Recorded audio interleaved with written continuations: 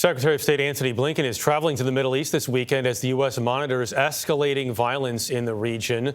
A day after Israeli forces killed 9 Palestinians in a West Bank raid, a Palestinian gunman killed 7 people near a Jewish house of worship in East Jerusalem Friday. And hours after the Israeli military announced it's boosting forces in the West Bank, 2 more men were shot and wounded in East Jerusalem today. Ramy Inocencio is in London with the latest on this. Ramy, good morning. Good morning, Jeff. And in just the past few hours, more details on that attack just this morning. It was a 13-year-old Palestinian boy who shot a father and son on the street. Both are alive in moderate to serious condition. That boy is in custody. And just last night, the deadliest attack in Israel since 2008. Sirens in Jerusalem Friday night gave way to silence on the street.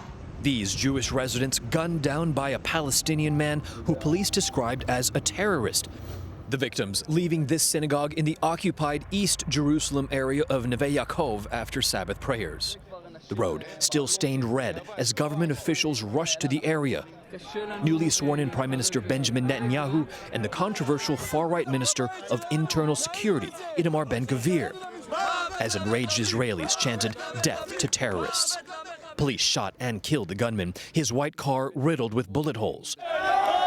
But in Gaza, exuberant Palestinians smiled and celebrated, some passing out sweets to people clapping in cars. Spokesman for terror group Hamas says the attack in Jerusalem is a normal reaction to Israel's crimes against our Palestinian people. Another saying the deaths in Israel are a source of pride and that revenge came as soon as possible. That retribution coming just one day after Israeli forces killed 9 Palestinians in the West Bank. As tensions escalate, Prime Minister Netanyahu says Israel's actions in response to last night's attack have already been decided and urged people not to take the law into their own hands. And Israel's cabinet will hold an emergency meeting called for this evening. The hard-right Orthodox government can't do or say much more until Sabbath ends at dusk. The worry here is more copycat attacks like that 13-year-old boy just this morning.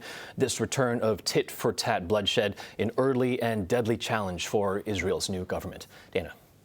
All right, Ramy, thank you.